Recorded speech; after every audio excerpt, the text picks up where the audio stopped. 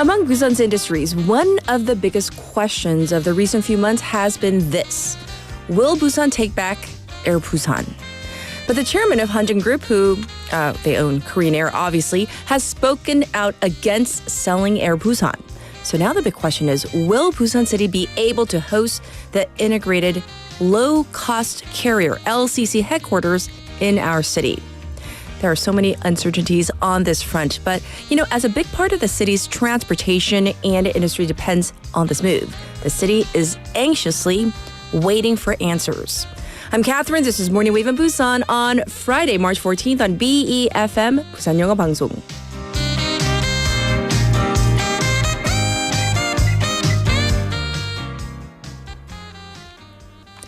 Good morning, listeners. It's that day, the day we've all been waiting for, Friday. Oh, it's been a long week coming, hasn't it? Well, that's the good news, right? And the thing is this, we have a little window in our studio. Every morning we get to check out how dark it is, or today, actually, how light it is. I see sunshine. It is not pitch black. So happy. That means spring is right around the corner. Our top story today is regarding the fate of Air Busan. This is, the name itself, Air Busan, where this Busan-based LCC is headed. Well, this all goes back to the Korean Air Asiana Airlines merger and what to do with the low-cost carriers, or LCCs, under these major carriers. So Busan City's first priority is to have Korean Air sell off Air Busan from Asiana Airlines and to have the Busan-based airline continue to be a local airline. However, Hanjin Group's chair, Cho Won-tae, said that he's fundamentally not really behind this plan. So now, Busan City has shifted its position to host the integrated LCC headquarters in Busan. This would be comprised of Jin Air, Air Busan, and Air Seoul. The city's position is to keep Air Busan, or the integrated LCC in Busan, as Air Busan is seen as kind of an asset of the local people. However, some critics say that this shift is a strategic flop on the part of the city. So right now, there are many uncertainties, as Chairman Cho has previously said that the integrated LCC will be operated as a brand of Jin Air centered around Busan. But this leaves the upcoming Gadokdo Airport without a primary airline that operates out of it. The people of Busan call for more accountability from not only the city, but also the national government, as this is an issue that goes to this whole idea of balanced regional development. So that's what we're talking about today. Since it's Friday, we have a fun one for you for our text topic. Okay, let's imagine Fantasyland. You are the head. You're the CEO. You're the president of an entertainment agency or talent agency. I want you to pick your 3 top singer or actor or model. And that's why I call it an entertainment or a talent agency, right? So this encompasses a whole wide range of possible recruits. Who are you going to recruit? You got to pick 3. All right, 내가 기획사 사장이다. Ooh, 너무 기분 좋은데요? On this Friday morning, because once again, Fantasyland. 내 소속사에 캐스팅하고 싶은 연예인 3명은, and tell me why also. Of course, I want to know who they are, but why? Why do you want to cast these people? Send in your messages to BFM's live stream live chat on YouTube. So go to the YouTube platform, type in BEFM or 부산영어방송, and you can subscribe, you can log in, and also chat with our other listeners. And I affectionately call you, the listeners, of course, waivers. On your phone, pound 9050, shop 9050. That's going to cost you 100 won. You can also reach me for free through our Kakao Talk channel as well. So look for a BEFM or 부산영어방송 to add us as a friend. And you are well on your way to sending in your messages, your photos as well. The ways you can listen to our program these days, there are so many different ways. If you're in Busan on the radio, 90.5 or 103.3 FM. And like I said, we are streaming live right now. You can also watch it at your leisure. And we have 2 apps, the BEFM app itself, also the Papbang app, which you can listen to our waglwagle segment from. Looking ahead, it is Friday, right? So we have Casey coming in for Foreign Press Highlights. We have Vasana with What in the World. Our special interview today, we're going to talk about the hottest topic these days, Trump's tariffs, because this is bringing a lot of economic uncertainty all around the world, but specifically, how is this affecting us here in Korea? This is a real question, so we're going to get the latest with our expert that's coming up in hour number 2. And I'll be back with today's headlines.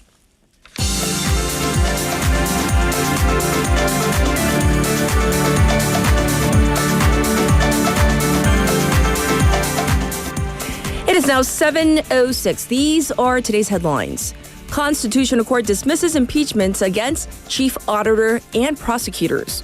The Constitutional Court yesterday unanimously dismissed the impeachment motion against Board of Audit and Inspection BAI Chief Choi Jae-hae, as well as 3 top prosecutors from the Seoul Central District Prosecutor's Office, reinstating them immediately.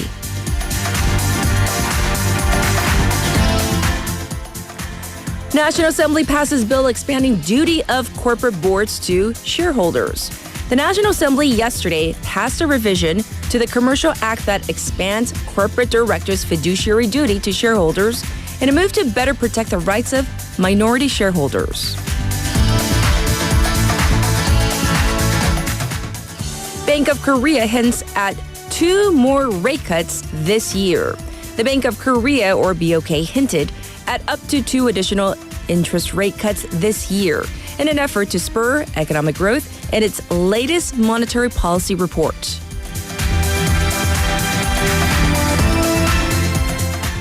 Private education spending hits record high.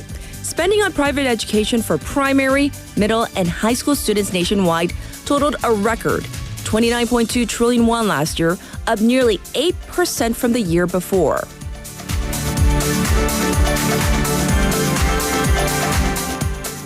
Putin presents conditions for Ukraine ceasefire. Russian President Vladimir Putin has said he has many questions about the proposed U.S.-brokered ceasefire with Ukraine and appeared to set out a series of sweeping conditions before agreeing to a truce. And these are today's headlines.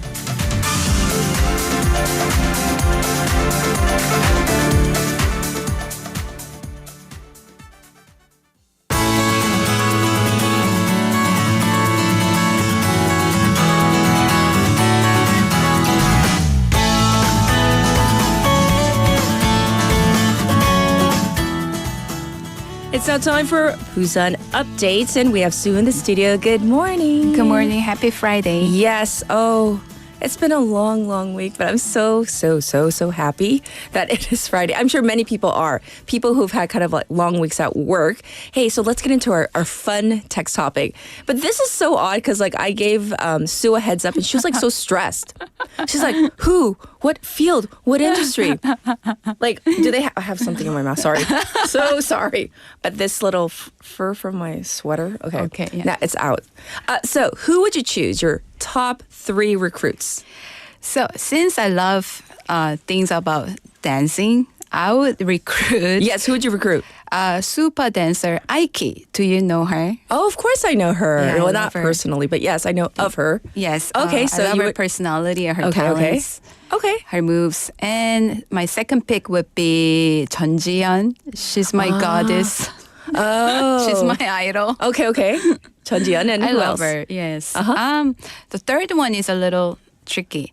If I could hire an athlete, I would definitely hire Cha Jun-hwan. Oh, is there a particular reason?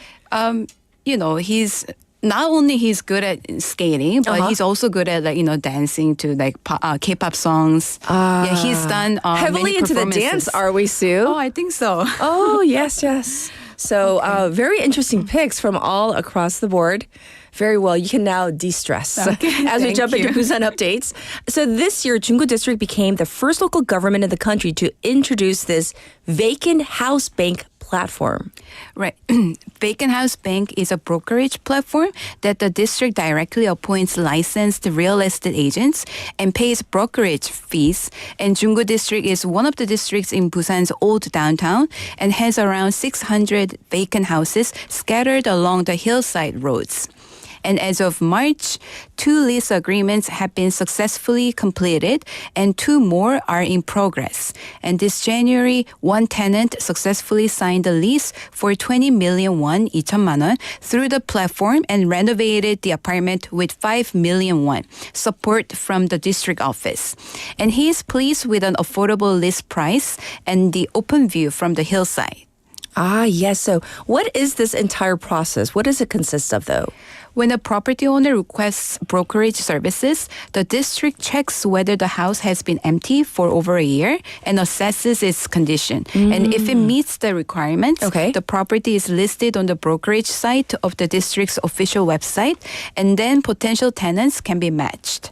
And the landlord and tenant negotiate the necessary repairs before signing the lease agreement. Yes. And once the repairs are completed, then the tenant moves in and the district provides up to 5 million won in renovation support. I see. Well, hopefully this will really draw more people into the area. So thank you for telling us about this.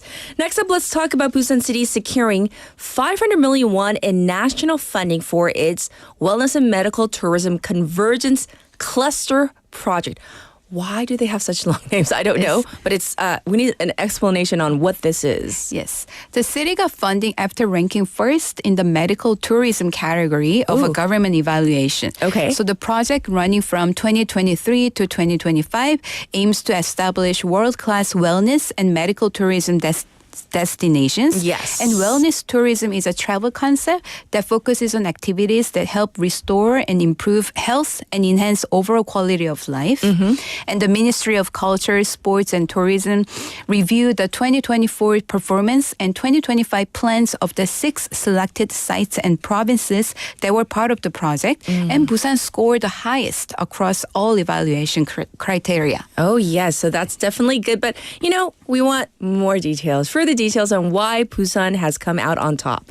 So Busan has been making big moves in medical tourism, and the city designated 10 wellness tourism spots, attracted over 30,000 foreign patients, Yes. trained specialists in medical tourism, and opened Korea's first ever Busan Medical Tourism Business Center, and created new medical wellness travel packages, and especially programs like Healing Day in Busan and One Day Medical Wellness Healing Tour received positive feedback from both foreign medical tourists and domestic travelers. I see. And this year, Busan will focus on discovering new content and boosting marketing to strengthen Busan's brand as a global wellness and medical tourism hub and enhance its global competitiveness. So definitely good news, and hopefully that will bring even more tourists and tourism to our city. Next, let's talk about this. Haeundae's 8.3 kilometer 장산누리길 trail has gotten a makeover, a facelift. Yes. Since we're talking about, medical tourism. Yes. Right. Catherine, do you like to go on a hike? Okay. This is a good question. Korean version of hike versus like a hike, like let's say back in California, 약간 레벨이 달라요. Like Korean hike is like going up into the mountains, like climbing. Yes. So if you say like hike as in a walk, I'm all for it. So yes, I get That's it. my answer. Right? It's quite different. Okay, so Haeundae district has completed renovation work on the 8.3 kilometer 장산누리길 trail. And this 누리길 trail is a forest trail that runs from Bansongdong through Banyodong to Udong. And the project secured 1.2 billion won, 12억 won, in national funding after being selected for the Ministry of Land, Infrastructure and Transport's Greenbelt Resident Support program, and the district provided additional 300 million won. I see. So what are some of the changes we can expect if you go along that trail? The trail gaps have been connected, and the width of the hiking paths has been widened. And for steep areas, timber stairs and rope handrails have been installed to ensure that residents can safely enjoy the mountain.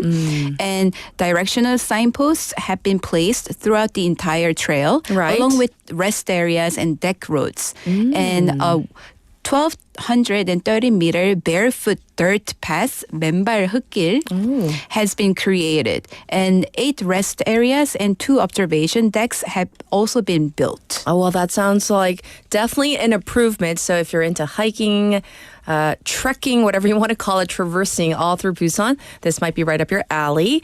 Lastly, let's talk about Busan City collecting artifacts related to Busan's independence movement for display at the Busan Independence Movement Memorial Hall.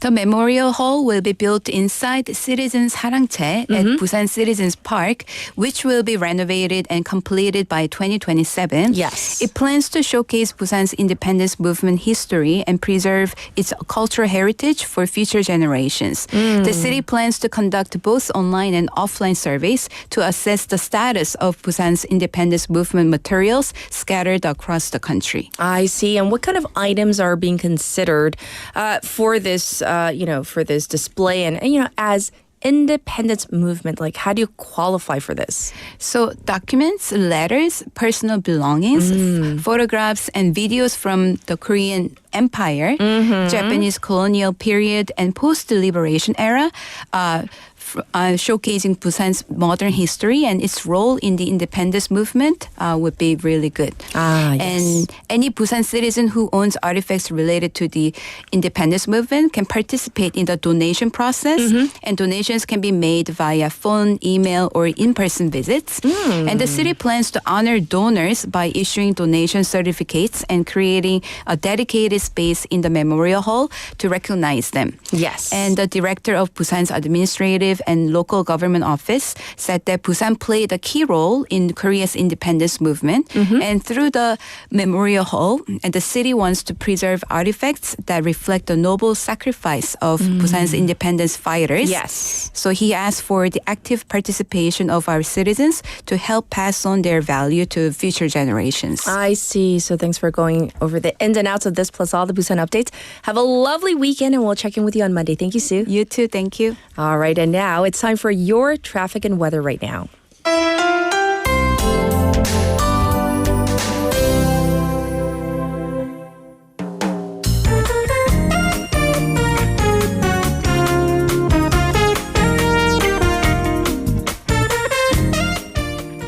It is now 7:17 on this Friday morning. Here's your traffic report. There's some congestion on the Dongso overpass from Pumniko Ramp to the old Kegum toll gate. Also, it is heavily congested on Mandok-daero from Minam to Mandok intersection. It's also slow going on Jungwang-daero from Kumjeonggu District Office to Dongnae Station. And it's backed up also on Nakdong-daero from Kwejong intersection to Hadan intersection. As for the weather, it's currently 8 degrees here in Busan under partially cloudy skies. The daytime high will go up to 15 degrees. Across the weekend, we have for tomorrow an expected low of 9, a high of 12. On Sunday, it's going to be slightly cooler with a low of 6 and an expected high of 9 degrees Celsius. Some light rain is forecast from tomorrow night into Sunday. By the way, temperatures are expected to drop from next week, so you might not want to pack all of your winter clothes away. Not just yet. And this was your traffic and weather.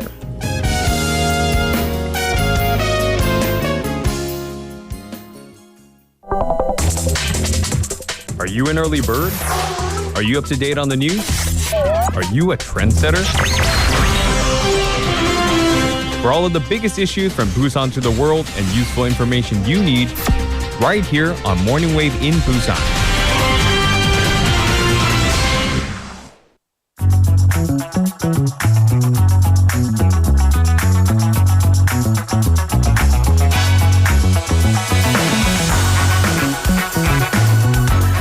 It's time for us to say hi to Haley for News Digest. Happy Friday. Good morning. Can we And just it's nice out. Can we keep this tone for the whole news segment? The sing-song? With the news I Tone? have, no. Not really? No. Okay. Well, we can keep that happy tone We can. for our text topic. Yay! So, your top 3 picks. Three's hard. Because our producer suggested 5. Okay, just 3. Okay, I know. We have okay. limited time, All right, Haley. Okay. One, Kate Blanchett, because she's my favorite actress, and I just love everything she's in. IU, so I can IU. finally go to her concert. Because if I own the company, she works Okay. right. And then because the third one, I was gonna go with Timothy Chalamet, but 태진님 called dibs, and he said Yes. he'll hire me at his firm so I can see him. So that's cool. Yeah, I have job security in So you can Fantasyland. noonting him like all day? All day long. Like, Maybe he'll want to learn Korean. maybe. Something. Get Yeah. rid of Kylie first and then. So I'm like, all right, then if Timothy Chalamet's, good to 우리 go. 피디님 너무 좋아하시는 거 I 아니에요? know. Send us your list. Yeah. Maybe, Hugh Jackman. This You is already also have for, 3. You're done. No, I have a job at 태진님's firm No. with Timothy. Fine. Okay, so- who's your 3? Who are 3. your Okay, 3? I'm going to slow drip this one. Slow drip means 천천히 얘기하다. So, number 1, this is so boring, but I love him. His English name is Tom Kim. I want to adopt him as my son. 김주형, golfer. 왜 모르는? He's like the hottest, youngest, most we get, vivacious, search? vibrant. He's like a little teddy bear. I just want to squeeze his cheeks. 아들뻘이에요, by the way. He's like 20, early So you 20s. want number 4 is basically what you're telling me? No, no. Hello. you said you wanted That ship has sailed. Okay. Okay. 우리 표정 관리 잘해야 돼. Our producer always posts the most unflattering photos of us. Like when we're doing Yeah. weird faces, right? I know. 예쁘게. Yeah, so my number 1 pick is Tom Kim because I just love his energy. He brings it, and I know sometimes he's a little controversial. It's okay though. He's a sportsman. So All right. number 1. 2번, 3번 나중에 공개해드리겠습니다. Oh. Stay tuned. Cliffhanger. Yes, let's get to our first story. A series of rulings came down from the Constitutional Court rejecting the impeachment of the top state auditor plus prosecutors, right? Right. So we had this whole barrage of rulings coming down from the Constitutional Court yesterday, including the turning down of the parliamentary impeachment motion against 최재해, who is now reinstated head of the Board of Audit and Inspection, the BAI, and 3 top prosecutors. So all 8 justices unanimously voted to dismiss this motion against Choi, who, by the way, he was accused of improperly or poorly conducting this audit against President Yoon Suk-yeol and his office about the whole 청와대 and the residence relocation. So with this, Choi has resumed his duties with the BAI. Right. Also, the 3 prosecutors, we're talking about 이창수, 조상원, and Choi Jae-hoon, who are the top prosecutors at Seoul Central District Prosecution. Yes. They face accusations that they also conducted improper investigation into, this time, the First Lady's Deutsche Motors scandal. I see. But again, they are back in office. Right. So the big question is this, though, whether these rulings could be kind of a glimpse into how the court may rule on President Yoon Suk-yeol's impeachment. Right, because right now, any and every ruling that comes out of the Constitutional Court, it goes back to the big question. Right. How will they rule on the presidential impeachment? So President Yoon Suk-yeol's defense, their side has been that this Democratic Party's series of impeachment motions against these public officials, these impeachments were a main reason behind Yoon Suk-yeol's short-lived martial law imposition. Yes. Basically, he had no choice. Well, as of yesterday, that this is just court record, 8 out of 13 impeachment motions against these public officials, they've all been turned down. And the other 5 are under deliberation. Yes. So most of the cases were also unanimous decisions. So this leads to some pundits say that it could weigh in favor of Yoon's defense. However, others say that while the impeachment motions may have been unjustified, it would be a hard sell to deem these as a premise for national emergency, which is, of course, what you need in order to declare martial law. Yes. So all eyes still on the Constitutional Court for many reasons, but of course, the top reason being President Yoon Suk-yeol's impeachment. Well, for now, we're going to go back to Trump's tariffs. And like I said earlier, Professor Yang, he'll be joining us later on for the expert take on what's happening. We went over some obvious impacts of the steel and aluminum tariffs on major industries, but this affects seemingly what we might think are innocuous. Things are like, is this really being affected by this, right? Right. So, of course, we always go over the broader stroke ideas, and Professor Yang will go over the expert side. But I want to take kind of a niche view. Look at the side that might not be so obvious. Sure. So we're not just talking about these steel plates or vehicles. It's all the little parts as well. And this affects small and mid-sized companies or SMEs, and they are really export dependent. So we're talking about the literal, the nuts and bolts, the parts, the nails, because they're made with steel and aluminum. Yes. By the way, for the South Korean nuts and bolts, so those parts industry, the United States takes about 35% of the total export market here. So significant amount. The fear is that at this point, the South Korean companies may lose their American customers to other countries or regions like China, Vietnam, or Taiwan. Why, though, when this tariff is like basically, It's affecting their universal. entire world? Right. So then what gives China, Vietnam, or Taiwan an edge? Because they already had tariffs. And for us, it's new. It's new. Got it. It's all relative. So for buyers, it seems as we are now kind of tacking on additional costs in South Korean products. Another company affected, the instant ramen, or the so-called 한강 ramen boilers. Right. Because again, niche. We have to think about that. But so the top manufacturer, they just started taking off in the United States thanks to the popularity of K-culture, K-dramas that feature them. But the induction plate, it is made with aluminum. So by the way, the company exported 3 billion won of amount of its products to the U.S. and signed an $18 million contract at an expo in Vienna last year. Right. But now they fear they may have to raise their prices, which would give them kind of dull their competitive edge. Right. And then the final kicker, excuse me, Right. is all this. It's the yellow dust and lots of talking all week. It's all the uncertainty behind this. Because if they had clear ideas of what's coming, they could prepare. But now they just don't. So the Trump administration has kind of gone back and forth, and it keeps hinting at further tariffs and then rescinding it and then coming back up with it again. Of course, the Trump administration is using the tariffs as a tool. However, at the same time, now coming back to the South Korean government side of things, some businesses are saying that they're not getting all the levels of help they should from the national government. Yes. Because a lot of these Hallyu, the Korean wave-related events, have been canceled or at least postponed in light of everything that's going on here domestically. So they're saying, they could get more help and more answers from either governments. By the way, overall, there are 1,815 SMEs that are directly affected by the latest tariffs. And by the way, they collectively exported $770 million last year. So once again, really affecting everybody around the world, but of course, Korea as well. Well, for now, we're going to talk about something that we covered yesterday, how 1 in 10 seniors in the country suffer from Alzheimer's, which is a type of dementia. So let's go into this kind of in detail, specifically the cost and burden of care side of this. Right. So let's do a deep dive. So the government's position is that Alzheimer's and dementia 치매 patients will exceed 1 million by next year. Yes. So despite this huge figure, and by the way, if we're talking about 1 million people affected, that would be a social phenomenon, aka society level issue. However, care still largely falls upon families, spouses, or even worse, the patients themselves.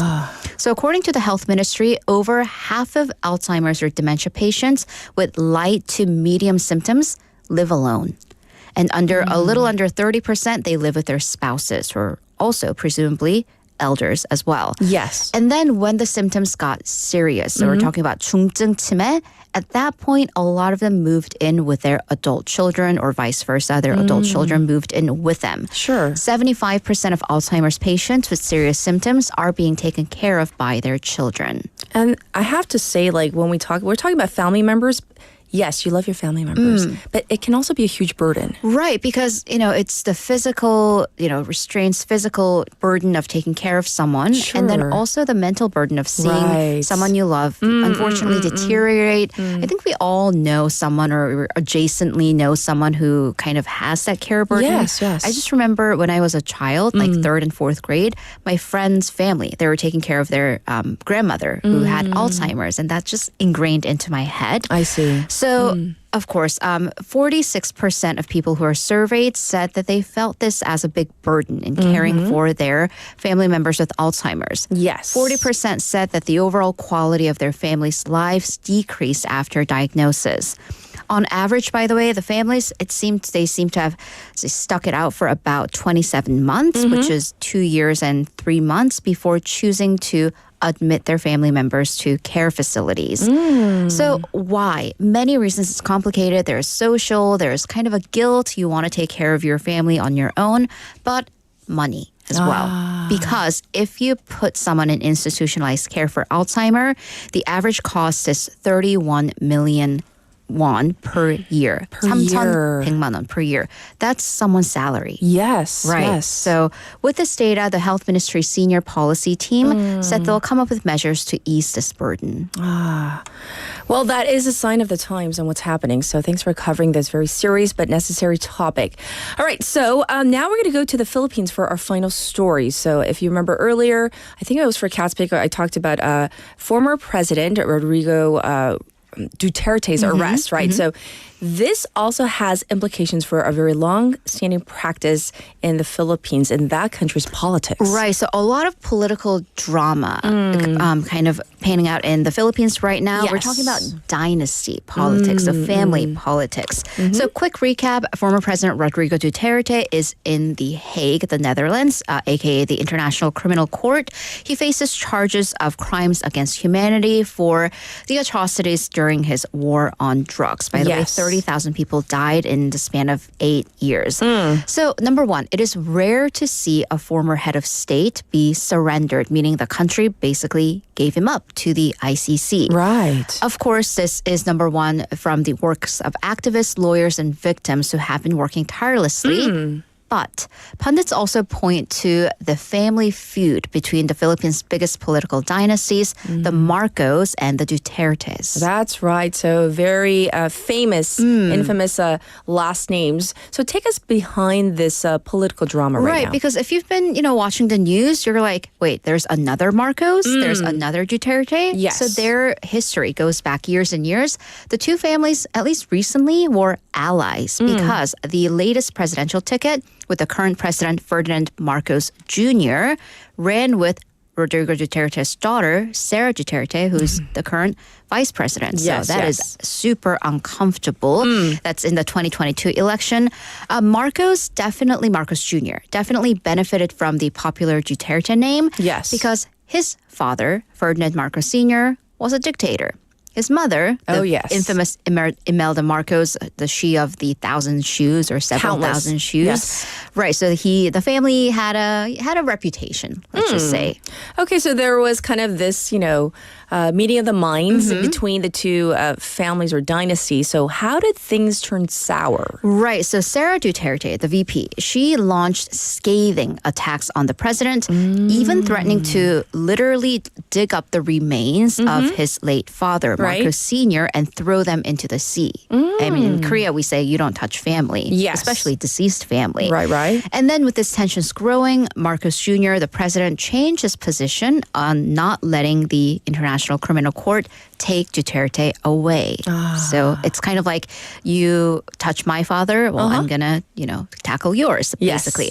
Ultimately, it has to do with these families wanting their respective names to be at the top of the presidential ticket for the 2028 election. They basically want to take each other out. Yes. So Marcos Jr. made a very clean and prompt move. He executed this warrant so quickly, aka the same day, that the Supreme Court didn't even have a chance to look at it. So off he goes. Yes. By the way, Rodrigo Duterte, the former president, currently in The Hague, is currently running for a mayoral election.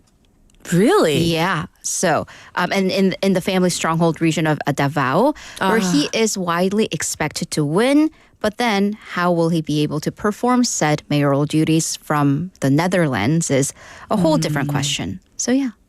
So Davao, though, that brings up, that's the whole, where it all started, the war on drugs. So he was exactly. highly popular. Right, 'cause right. He allegedly kind of cleaned up the streets, but still very controversial because Absolutely. of the extrajudicial killings. So, the now alleged. we have it, the political Yes. drama. Thanks for explaining this and all the news. And we'll, of course, check in with you in hour number 2. Thank you, Haley. See you in a bit. All right, now it's back to you, the listeners. And somebody pointed out that it happens to be 한국말로는 화이트데이라고 하죠. 오늘인지 깜빡했는데. So I'm assuming you guys sent in the chocolate, did you not? I saw it on the board. I'm not imagining it. So, we have some messages regarding the whole, if you're the head of a recruitment or talent agency, 내가 기획사 사장이다. 너무 기분 좋잖아요? 그러면 3명, 아무나, anybody, you can recruit the top talent to your company. Who would your top 3 be? So we have a message from 2391 on our message board who says they would recruit Jungkook of BTS. I know who Jungkook is. Did you need to send the of BTS? Jungkook 다 알잖아요. 조승우. Didn't we play a song from him yesterday? Oh, so talented. And I don't know if I can take this answer because there are 2 more names. I said top 3. So I guess they're kind of trying to choose between Im Yoon-chan or Jo Sung-jin. So I'll let it slide because both are highly talented, world-class pianists, right? So those are actually some really good picks. Thank you for sharing. Let's get to Kat's pick for now.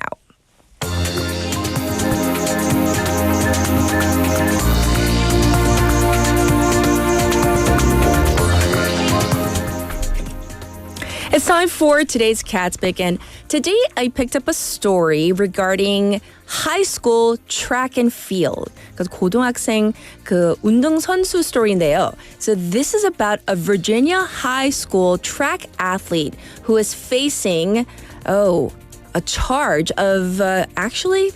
Let's get to the clip and then I'll explain what happened. This is from ABC News.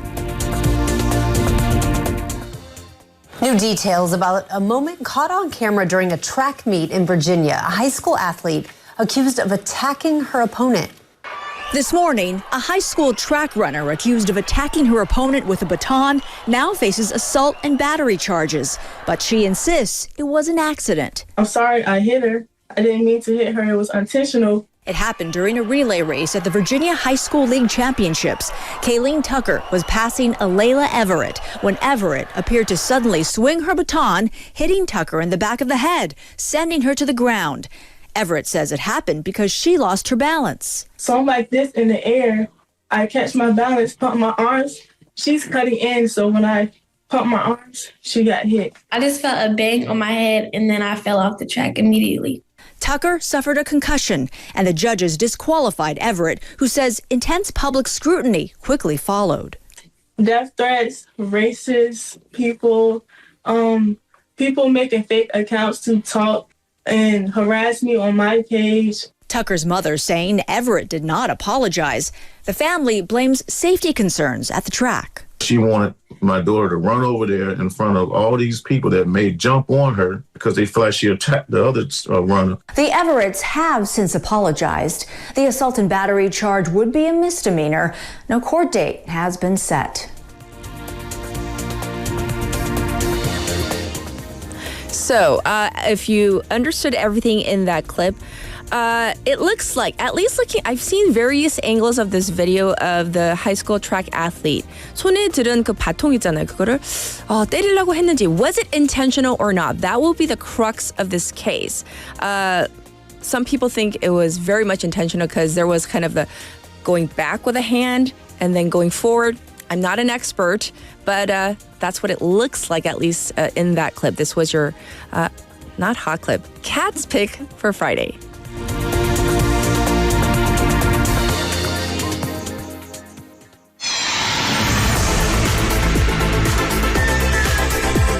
Stay tuned. You're listening to Morning Wave in Busan.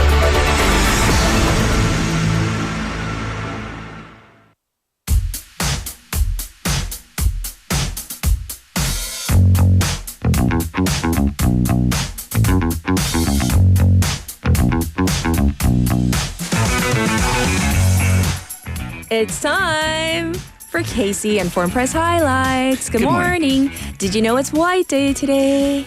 Yes, I knew. Somebody wants me to ask you. It is Benny. Let's ask Casey to bring chocolates to his roommate. Oh, my roommate. The older one. My age one. Yeah. Not the other two roommates. Not the two little Because I don't ones. like giving them chocolate. Yeah. No, because they'll get hyper. Yes. Right. Bounce off the wall. So it's like, it's a joke because I always call my hubby my roommate. Right, okay. Yes. I've heard you say that. So, are you ready?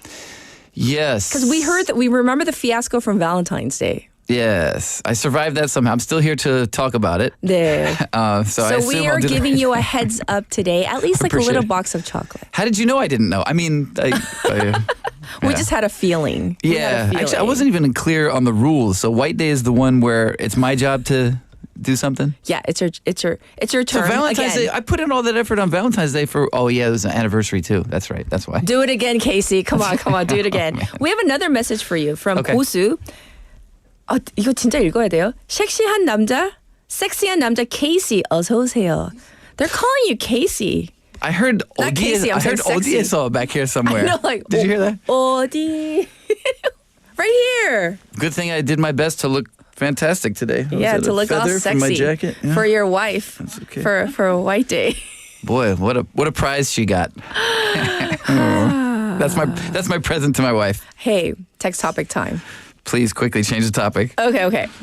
You are now the CEO, the head of an entertainment company. And you have the power and the money to recruit any top 3 talents. Oh boy. So who would you recruit? I love putting you on the spot and watching your eyes get so big. Yes. They have to be alive now? I'm going to say they have to be alive now. Yeah, that makes it more difficult. Who would you pick? Thanks. And they don't have to be Korean. They can be international. Who would you pick? Top 3. Oh boy, the top 3. Yes. All right, I'm going to go. All right, you know what? Okay, I had a class yesterday with young people. Yes. Think. Here it is. It's top of my head. You ready? Yes. Bruno Mars, Lady Gaga, Little Nas X. Done. Ah, really? Because during our break time, yes, they wanted to hear some music, and those are the 2 songs they ended up picking. I was like, you guys know who they are? Cool. Okay, so yeah, so they have global appeal. Certified. You're smart. Thank you. We'll survive this White Day. I will survive. All right, let's jump into our first story for Foreign Press Highlights. What's it about? Where's it from? Okay, this one actually is from the Asian News Network, which distributes news about Korea throughout the region. Yes. And I couldn't resist because I actually don't know what this means. Have you ever heard the term free size? Every Korean person, especially a woman, has heard this free size, which sometimes is not free. It's not free. It's not Freedom free. is not free. No. It's a hefty fee that you have to pay. Yes. But also in this case, this article just kind of defines what free size means. I'll give you, this is from the article itself. This is not so free. The irony of South Korea's free size fashion. As I mentioned, this is from the Asian News Network. So this is Korean news that's distributed worldwide. So basically, free size is a Korean term for clothing that comes in only one size. And I was like, okay, yeah, I guess I can see that. Okay. I guess. It doesn't necessarily mean the fabric is super stretchy, which I assumed. I assumed that. Not always. Or that the design is loose enough to fit various sizes. Another thing I also assumed. While it's common in both online and physical stores, there are no set rules for its dimensions. And this is the thing. Of course. I mean, like I said, if you are from Korea or, you live in Korea, it's like a one size fits all. One of those. But does it fit all is the question. And it doesn't even mean to. Right. So yeah. All right. So you're familiar with this. Oh, yeah. This is all new to me. So perhaps some of our listeners are like, okay. If you're like me, you perhaps don't know. But there are some kinds of rules about sizing in Korea. Kind of. Suggestions, more like. They say the standard size is like small, medium, and large, which I rarely see. Do you actually see those often? I do sometimes, especially if you go to department stores or higher labels. They definitely have more sizes. Like international brands or? Yeah, like a lot of but even the Korean brands, they do have different sizes. But let's say even at a department store for women's clothing, they do 55, 66, and that's about it. Let's be honest. Okay, which is centimeters? It's a size, meaning a 55 is a size 4 American size for women. Okay, so you know what you're talking about. So 66 would be technically a size 6 Still on the very slim side, though. Yes. I'm going to take your word for it. I still have the problem with the metric system. So I'm assuming that's metric based, I guess. I don't know. So, okay, what they say in this article is that the standard sizes that you might see, if you do see the small, medium, and large tags, right? There's a recommended measurement set by the Korean industrial standards. And as you mentioned, okay, so for example, adults, women's small size pants are recommended to have a 58 to 69 centimeter waist. Isn't that quite a bit of a variation? Is that not? It is, I'm but then it terrible at the metric depends system. on the brand name, the maker of the clothing. It's up to them. Yeah, it's so totally it's up to them. Some like smalls, it can fit like in the US, it would be like a size 2, which is like tiny. Okay. Right. Size 2. This is not for a child. They have size 0 and 00 also, but it's like a size 2 sometimes, right? Okay. That's like extra small. So so the problem with all this is, yes, even this Korean industrial standards group say these are just guidelines. They're not mandatory. So these are completely overlooked. And I was going to ask you, but I think I know the answer. Do you notice like between shops, there's a lot of inconsistency? Absolutely. Okay. Yeah. So what is like small in one store is not a small in a different store. I've noticed the same thing for men's clothing, and I'm like, I have a question for you. For men's clothing in Korea, for you, oh dear, yeah. Like, cause like I have a tall one at home. He's like 188 centimeters tall. I'm not going to do anything illegal, I promise. Oh, only one layer, please. Yes, Okay. I promise. Go ahead. I'll show you my problem. 한 겹만 벗으세요. Yes. Okay. So that shirt you're wearing, can you get it off? Are you okay? Okay. So. The shirt you're wearing, the green plaid, beautiful sea green seafoam shirt. Oh, thank you. So, when you buy clothing in Korea, like, do you have difficulty sometimes, like with the pants? Every time. I was gonna say, what about I have a problem with the length of my arms are not super long, like the length of the shirt. Oh, your arms are super long. So what do you do? What do you think? Do these shoulders fit? Right. Yeah. Go ahead. Be critical. Come on. Let me have it. If I were to design that shirt for you, yes, I would have the shoulders go a little bit wider. Slightly. Oh, wider. Oh, okay. Yeah. See, I would think the opposite. I would thought you want it to be all tight. Yeah. I'm the skinny jeans kind of guy. What happened? I don't know. But so basically, if the shoulders basically fit, you can guarantee this will be. Oh, there you go. The arms are short. Yeah, every time. So if this works, this does not work. This does not work. If this works, this will be like, like 80s. Yeah. Might as well put the pads up in there and, Don What Johnson. About pants? Because my son has a problem with pants. He can't buy pants at like a Korean, like a very, Fair point. I only buy pants, jeans. I only buy an American brand because they're the only ones that fit me, which they do sell in Korea. Yes. But other things, I am just like kind of guessing. If I have to buy pants for like work, like nicer pants, I just have to kind of like try on stuff. Until you find something that fits. Yeah, right? which often means like, this brand fails, I have to go to another store. Yes. So it's hard. It's hard. My life is hard. So the whole like free size thing, there is no standard, is there? No. And they talked to no. And they talked to a professor of textile art and fashion design at Hongik University. Yes. Kim Jin-young. She's also the founder of a Korean clothing brand. So, she's on both sides of the fence here. Knows. She's studying and she's creating. Right. She says that sizes labeled as free size are often equivalent to a U.S. small or size, I think you called it, OO? Yes. Yeah, 55 in Korea. Right. So, I mean, that's why it's like, as someone also like pointed out on the board, like a Korean large is like a U.S. small. Often for me, and men's sizes, that's the case. I mean, there's a big discrepancy. I mean, there are cultural differences in like body size and have you noticed on the tag sometimes they say Asian body type? Yes. What does that mean? Asian body type. I can't wear it then? I know, but can I say? I mean, you're my interpreter. I used to work at a clothing store, so usually Asian body type usually means everything is a little bit slimmer. And sometimes like the length can be a little bit shorter because on like arm average, length and stuff? Arm length, and especially for pants. Right. So things are a little bit slimmer, a little bit shorter. Okay. Just so you know. Yes. Yeah, actually that's helpful because sometimes when I go to like international brands, they're selling their stuff in Korea. Yes. And it'll say that on the tag and it'll say like, it says something like that Asian body type or something. Yeah. Asian fit or Asian fit, that's what it is. Uh-huh. Yeah, and I'm like, I don't know. Should I move on? Like, what does that mean? Does that mean I can't wear this? Yeah. Am I about to break the law? So what else should we know about this story? Okay, so you know what? The whole idea behind this is about inventory management. Basically, a lot of clothing brands have discovered over time of producing clothing, the most popular sizes for them tend to be this 55. So they're like, we're just going to forego having a small, medium, and large because we don't want extra stock that we can't sell. I see. So they're just kind of arbitrarily like, all right, this size, we're going with this one. That's free size for them. Not for the consumer. And not just that, I always wonder, like, did they run out of like fabric? Because like everything's so short. Yeah, right.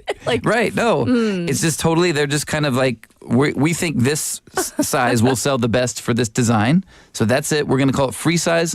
Also, sometimes they call it one size, which I haven't seen as much. One size, like one size fits all. So we have a question from, I think it's like from somebody who says, "팔만 기나요, Casey?" Oh, me? My arms are arms long? Because your fingers are really long. I'm like an orangutan.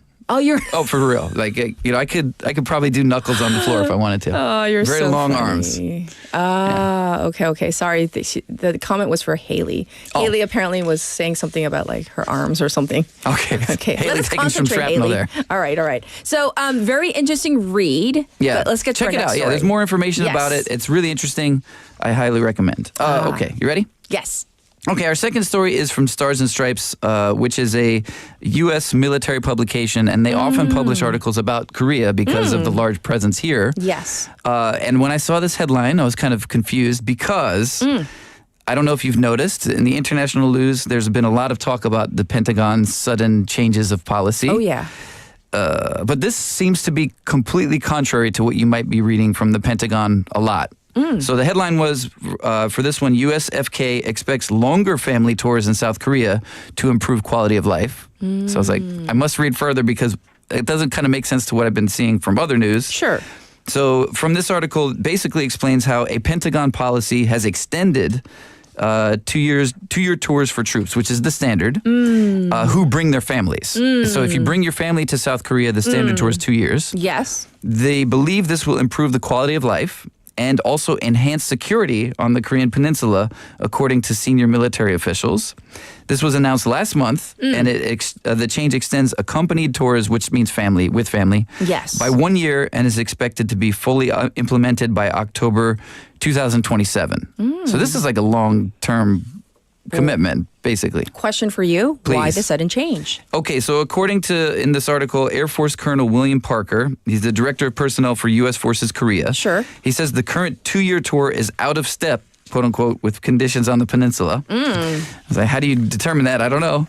But he says accompanied troops make up roughly a quarter of the 28,500 U.S. service members here in South Korea. Sure. And the U.S. Forces Korea actually approves about 2/3 of requests for family accompaniment. It totally depends if they have enough space and resources. So they'd like to have that, in other words. Well, they'd like to approve it.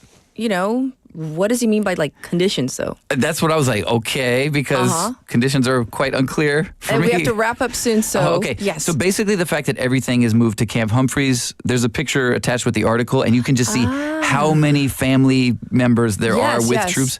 So basically having everybody in that one location has kind of stabilized what family life is like. So they feel like adding another year will cut down costs for the military. I see. Big talk of in the Pentagon, but also like improve the quality of life for people serving their time here. Which is important. Yeah, and also allow them to be more immersed in Korean culture, they mentioned too. Yes. Great points that you make. And of course, you can check out the article.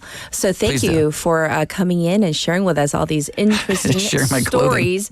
And of course, the whole like sizing thing, everybody's like waggling about it online. But yeah, we'll check in with you next week. And good luck with White Day. Thank you, Casey.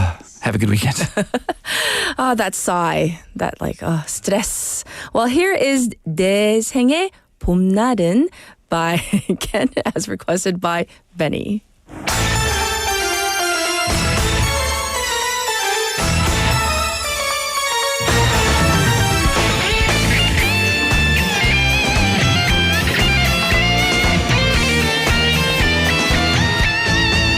이름은 나는 부둣가를 내 세상처럼 누벼가며 두 주먹으로 또 하루를 겁없이 살아간다.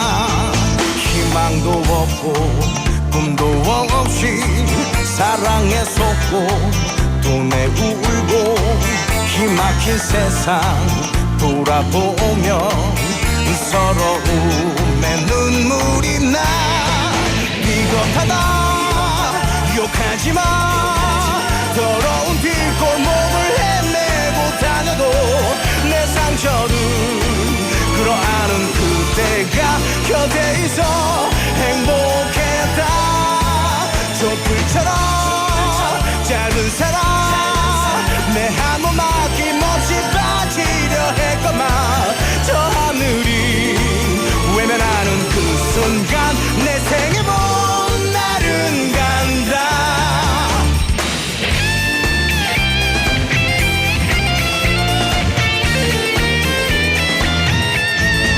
이 세상 어딜 둘러봐도 언제나 나는 혼자였고 시린 보도과 악수하며 왜 길을 걸어왔다 멋진 남자로 살고 싶어 안간힘으로 버텼는데 막다른 길에 가로막혀 비참하게 부서졌다 비겁하다 욕하지마 더러운 뒷골목을 헤매고 다녀도 내 상처를 끌어안은 그대가 곁에 있어 행복했다 촛불처럼 짧은 사랑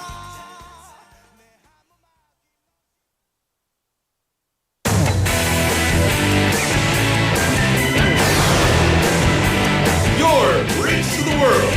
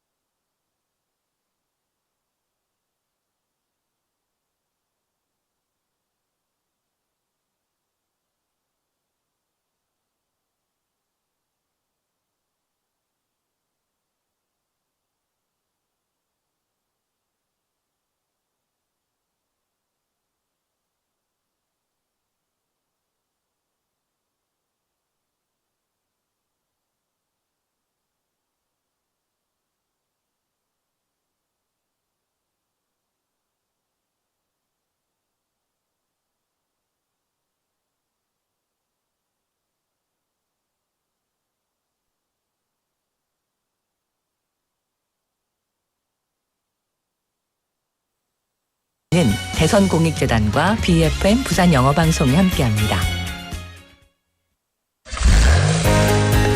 혹시 지금 운전 중이신가요? 어린이 교통사고 피해자 수는 지난 3년 평균 약 9만 명.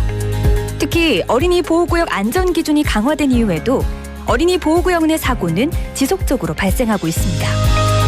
스쿨존에서는 반드시 시속 30km 이하 서행, 스쿨존 내 불법 주정차 금지, 차량 출발 전 앞뒤 좌우 살피는 습관으로 어린이가 안전한 도시를 만듭니다. 참, 운전 중 휴대전화 사용은 모두에게 위험합니다. 우리 모두를 위한 교통안전, 나부터 실천하면 모두가 안전해집니다.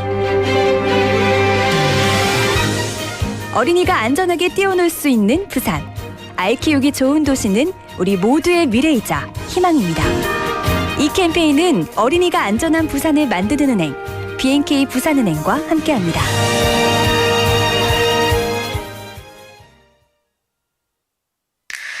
Welcome to Busan. Let me show you around. Here you can find the world's largest musical in-ground fountain and the world's only UN memorial cemetery. Stroll along the coast and explore the largest mountain fortress in Korea. As well as all this, there are so many tourist attractions, beautiful exhibitions, vibrant culture, convenient facilities, and delicious foods unique to Busan. With all the beauty and charm of the amazing city of Busan, you'll find yourself right at home in this ever-changing tourism paradise. So stay with us a while. Busan, your #1 tourist destination. your home away from home. This campaign is brought to you by befm, 부산영어방송.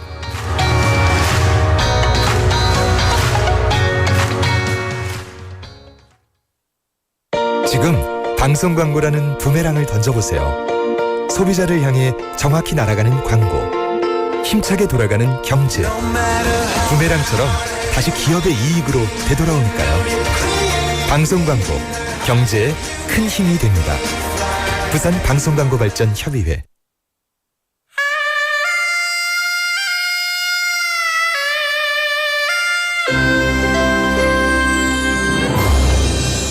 The time is now 8 o'clock.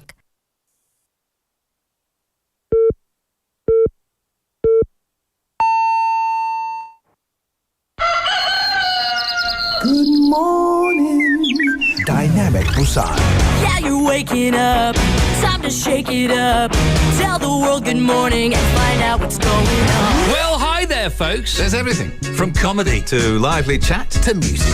Broadcasting from a room about the size of your closet. All calls are recorded. What show is this? Live from Korea's dynamic city, this is Morning Wave in Busan. I'm sorry, who'd you say you were?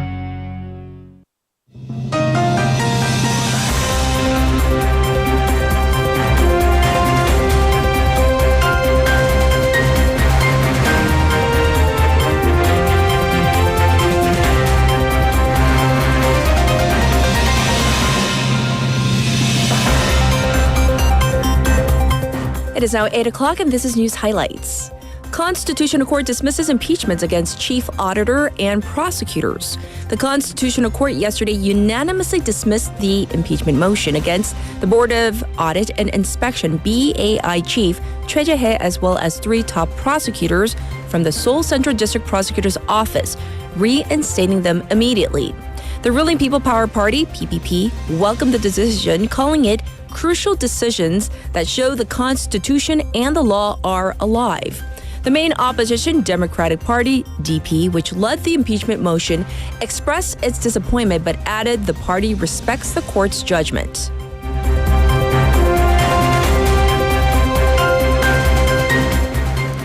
National Assembly passes bill expanding duty of corporate boards to shareholders.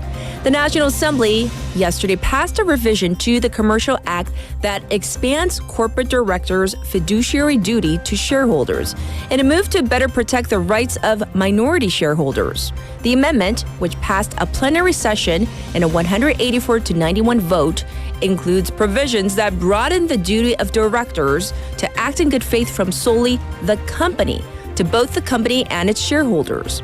Lawmakers of the ruling PPP, who have argued that the revision could create uncertainty in business operations and lead to increased legal costs, cast dissenting or abstention votes, and will ask acting President Choi Sang-mok to veto the bill.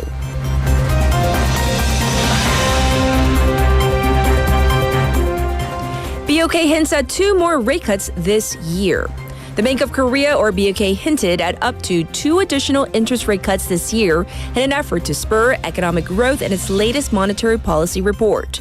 The country's central bank noted that its policy focus will be on how to ease downside pressure on economic growth amid stable prices. Late last month, the BOK lowered its policy rate by a quarter percentage point to 2.75%, marking the 3rd reduction in the current monetary easing cycle after the policy pivot in October.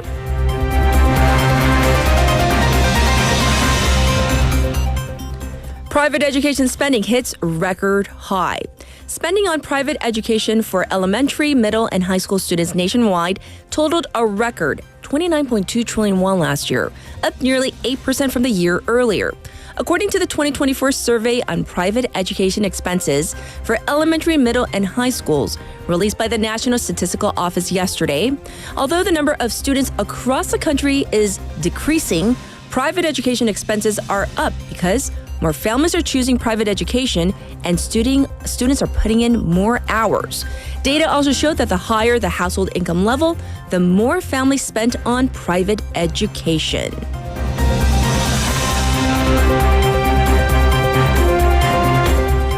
Putin presents conditions for Ukraine's ceasefire. Russian President Vladimir Putin has said he has many questions about the proposed U.S. brokered ceasefire with Ukraine and appeared to set out a series of sweeping conditions before agreeing to a truce. Speaking at a press conference at the Kremlin, Putin said that he agreed in principle with the U.S. proposal, but said he wanted to address the root causes of the conflict. Ukrainian President Volodymyr Zelensky says Putin's response to the ceasefire proposal is manipulative and calls for more sanctions on Russia to force a peace deal. U.S. President Donald Trump said that he was ready to talk to Putin and hoped Russia will do the right thing. This was News Highlights.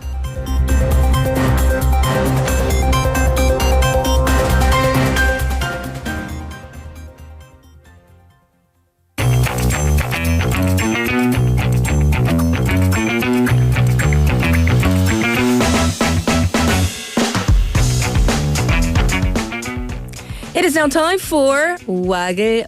We have Haley back in the studio. Good morning. It is I of the short arms. We were chatting about that. I missed that whole thing. What was that about? So my question was, with the sizing, like what are your clothing/sizing difficulties? And mine is always and forever the leftover sleeves. All the leftover sleeves. At least in Korea, they give you the option of like shorter legs. They do. You never click on it because I'm sure you click on the normal sizing. The normal size, yeah, yes. but then there is Not the normal. option. They call it regular. Regular, excuse me. Yeah, regular. Abnormal. But yeah, the vertically challenged. They have the vertically challenged option for legs. But I'm like, what if those who, with the extension, non-extended arm option that we got? Roll up your sleeves. I know. And I've seen you, don't you wear like sometimes like bands? Yeah, I always roll up my sleeves and people are like, is that a fashion statement? I'm like, sure. I get it now. Thanks for explaining. Now, we're going to jump into our wa글와글. Mm-hmm. So we have talked about the so-called 4-year-old exams. What is it? The 사세 고시, and this age of early intensive education. And we just talked about, I talked about, in news highlights about all the private education spending. So now we have a concrete number to put on this phenomenon. So what Catherine talked about in news highlights was the official age. So elementary school, first grade through 12th grade, 고3. And for the first time ever, we actually have figures on under first grade spending because, yes, we do spend a lot of money, South Koreans do, on early childhood education. Yes. So the Education Ministry yesterday released figures for its 2024 private education for young children. Okay. This is the first test survey, keep that in mind, across 13,000 children and their parents under the age of 6. So we're talking 0 to 5. So, so almost half of them, 47.6% of children under 6 were in some sort of private education. We're talking about almost a quarter, 25% of kids who are 2 years old or younger, half of 3-year-olds, and 81% of 5-year-olds. So you'd be hard-pressed to find a 5-year-old who's not in a private class. Yes. About half the children went to preschools or kindergartens, about 5.5 hours per week. On average, toddler to child, or rather their parents, spent 332,000 won per month on private educations. 33만 원. But that's aside from the daycare or preschool, I mean, right? if it is, yeah. So most expensive subject was English. Not Go surprising. figure, at 414,000 won. Of course, there was, as with the older children, a pattern of higher income parents spending more money at about 6.7 times of a difference between a family whose monthly income was over 8 million won versus a family whose income was under 3 million won. Right. Almost 7 times. This famous 영유, right? Because when we're talking about early childhood education, expensive education, the so-called English kindergartens, keep in mind that they're not legally kindergartens. They themselves are private academies. That's right. An average cost was 1.5 million won per month. And that's average. 달에. Yes. 달에 150만 원. That's more expensive than my sister's college tuition. Exactly. Yeah. And this is on average. I have seen much higher. Oh, yeah. So there's always that fallacy of an average. So the Education Ministry estimates that such early childhood private education would be 815 billion won market. That's right. By the way, keep in mind that while it was conducted by the Education Ministry, it's not a government-approved statistic, aka it's not official,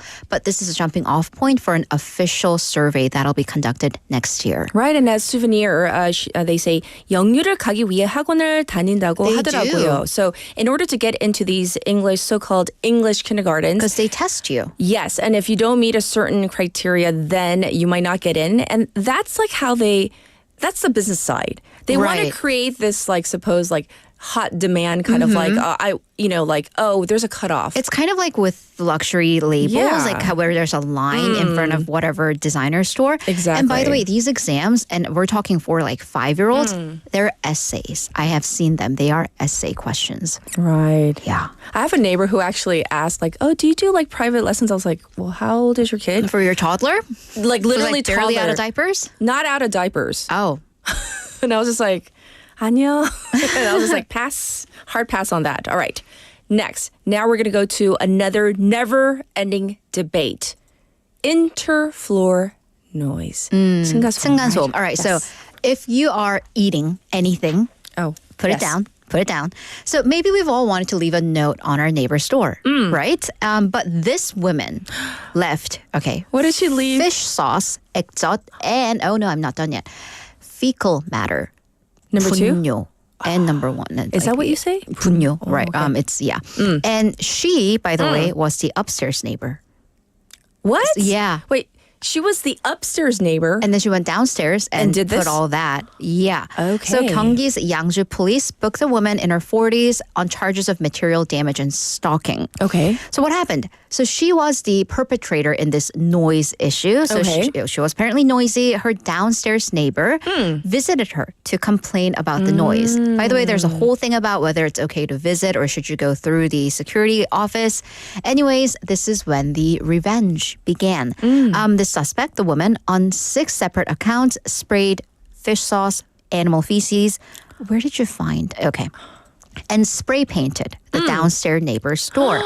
And you can see it on our note page. Again, please set down anything you are eating. Yes. The police booked her and questioned her, but she denied all charges. So the police also filed a restraining order against this woman. The court accepted this, and she cannot get within 5 meters of the downstairs neighbor. Wow. So that's going to be an interesting elevator ride. Yes. But there's CCTV footage of literally this person spraying whatever it is. So anyways, the police will look at, again, the CCTV footage, question witnesses, and investigate the case. Wow is all I can say because I'm speechless. I have a family member who's the head of our apartment's board of interfloor noise intermediary committee. And he's cops have been called on many occasions. Really? Right. So yeah, things get sensitive. Let's be nice to our neighbors. Please. Let's be neighborly. Right. Okay, next. Previously, we've reported on how some pharmaceutical companies are selling health supplements from Daiso to, of course, the protests of pharmacists. And it's gotten so bad that some companies are pulling their products. And now the fair trade authorities are involved. Right. So the big guns are going in. Yes. So previously, pharmaceutical companies, namely Il양, Daewung, and Jonggundang, began selling smaller portioned health supplements through Daiso. So the cost was about 3,000 to 5,000 won on monthly portions, Yes. which is a lot smaller and a lot cheaper than what you would buy at pharmacies. 약국. This incited anger from the pharmacists and the pharmacists. So online communities for these pharmacists began boycotting over-the-counter medicine. This is 일반약 from these 3 pharmaceutical companies. Yes. And the Korean Pharmaceutical Association, the interest group for pharmacists, issued a statement of condemnation. So upon all of this pushback, Il양 decided to pull their products from Daiso after 5 days. The other 2 companies are apparently reviewing doing the same thing. So are they losing to this pushback? And this is when the Fair Trade Commission, the FTC, stepped in. They have launched an on-the-scene investigation or a probe to see if there may have been any actions that would constitute 갑질, an abuse of authority. So what is this? Under the law, abuse of authority, 갑질, is when one party, which is in a superior position in a business transaction, uses that superior position to infringe or get in the way of the other business's actions. I see. So if the pharmacist or even their association, which are buyers in this story, use their position to pressure these companies to pull their products from Daiso, then the FTC says that would be in the violation of the Fair Trade Act. I see. Yeah. Wow, so it's going there. It is going there. It's here. Okay, next. Finally, yet another reason why getting a good night's sleep is really important. Physical benefits, right? Your skin glows after a good night's sleep. It affects your personality. You are probably unpleasant if you're sleep deprived. Intelligence, and now even your media literacy. Really? Your ability to discern news or believe in conspiracy. Okay. So this is a new study from the University of Nottingham, which revealed that poor sleep quality may increase your likelihood to believe in conspiracies. Oh. 음모론. 잠을 못 자면 음모론을 믿을 가능성이 커진다. Okay. Is it because you're doom scrolling while not Probably. getting sleep? Yes. But there's more scientific evidence to this. So this is a study that involved 1,000 participants and published in the Journal of Health Psychology. Right. It indicates that individuals with poor sleep quality over the past month were more likely to endorse or believe in conspiracy theories, especially after exposure to such content. I see. So the study had participants read conspiracy stories versus factual accounts over the Notre Dame fire, the cathedral fire. And researchers found out that people who had not only fewer hours of sleep, but poor quality of sleep, they were more likely to believe in the conspiracy theory reason rather than the fact. So let's look at this causal relationship between sleep and conspiracy theories. Right. So Dr. Daniel Jolie, who led the study, said sleep is crucial for mental health and cognitive functioning. Yes. So poor sleep, it has been proven to show increased risks of depression, anxiety, paranoia, and these factors, they can lead to you believing in conspiracies.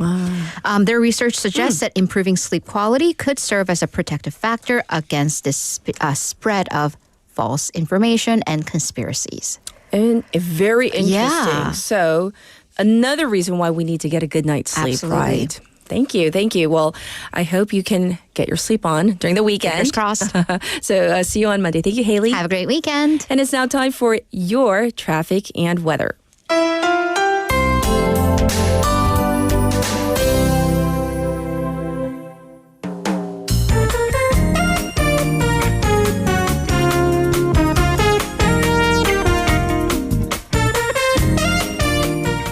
It's now time for your updated traffic report. Oh, it's really busy right now. There's an accident on UN Pyeonghwa-ro from Daeyeon intersection to UN intersection right before that UN intersection. There's another accident on the Dongso overpass going away from the city right by Pyeongnekgo ramp. Also heavy traffic on Mandok-daero from Minam to Mandok intersection. Slow moving on Jungwang-daero from Songgong 3-way intersection to Seomyeon intersection. And backed up on Gwangnam-no from Dongbang 5-way intersection to the KBS 3-way intersection. Currently, it's 8 degrees here in Busan under partially cloudy skies, although I do see the sun right here in Centum right now. The daytime high will go up to 15 degrees Celsius. Ahead for the weekend tomorrow, you can expect a low of 9 degrees, a high of 12. On Sunday, it's going to cool down a little bit with a low of 6 and a high of 9. And light rain is forecast from Saturday night, meaning tomorrow night, into Sunday. And this was your traffic and weather.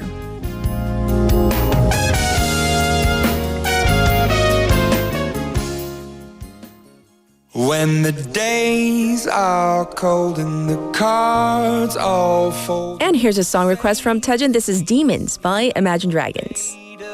Go when your dreams all fail and the ones we hail are the worst of all and the bloods run stale. I wanna hide the truth, I wanna shelter you, but with the beast inside, there's nowhere we can hide. No matter what we breed, we still are made of greed. This is my kingdom come, this is my kingdom come.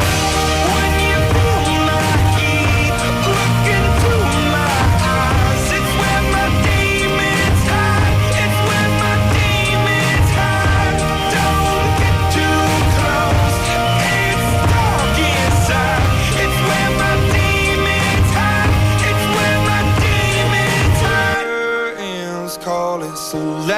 of all. When the lights fade out, all the sinners crawl. So they dug your grave and the masquerade will come calling out at the mess you've made. Don't wanna let you down, but I am hellbound. Oh, this is all for you. Don't wanna hide the truth. No matter what we breed, we still are made of greed. This is my kingdom come. This is my kingdom come. When you pull my key, look into my eyes. It's where my demons hide. It's where my demons hide. Don't get too close. It's dark inside. It's where my demons hide. It's where my demons hide. They say it's what you make. I say it's up to fate. It's woven in my soul. I need to let you go. Your eyes, they shine so bright. I wanna save that light. I can't escape this now unless you show me how. When you pull my key, look into my eyes. It's where my demons hide. It's where my demons hide. Don't get too close. It's dark inside. It's where my demons hide. It's where my demons hide. Welcome back, everybody. Oh, it's getting warm in here with all the lights. I had to take off my sweater, but anyhow. Going back to this whole text topic about if you were the head of an entertainment agency, pick your top 3 singers, actors, any talented person. So my first pick today was Tom Kim, a young golfer, up and coming, whom I really like. My second pick, Hangang, because she is a literary talent.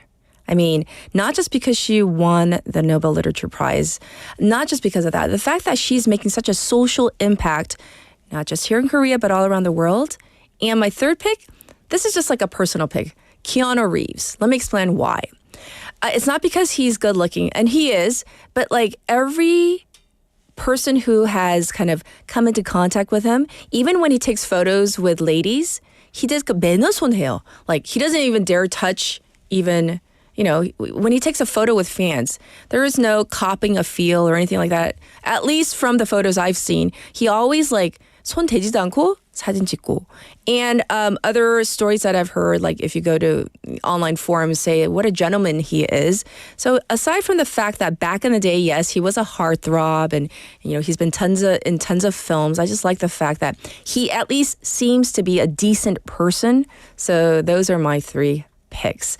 And for you guys and what you say, there's a lot of differences in, opinion. And I see messages like, oh, I should have picked him too. Jay Park. Jay Park is one, Park Jae-bom, that is popping on the board as well. I do see lots of singers, including IU. That's a common one. Oh, and what is his name? The guy from the street. Oh, Wonbin.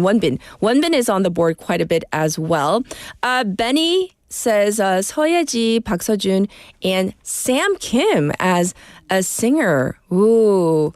Yes, and he says the reason I want to balance how they enter their talent without any issues or problems. Tommy says Tom Cruise, Jason Statham, and Vin Diesel. I see a theme here.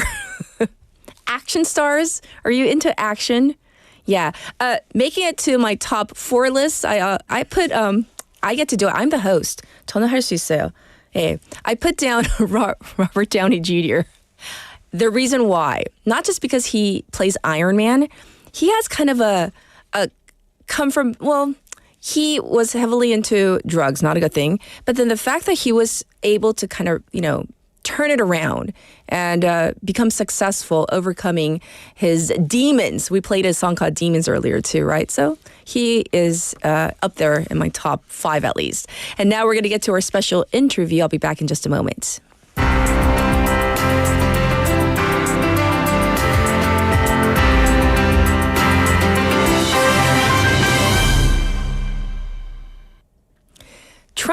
tariffs.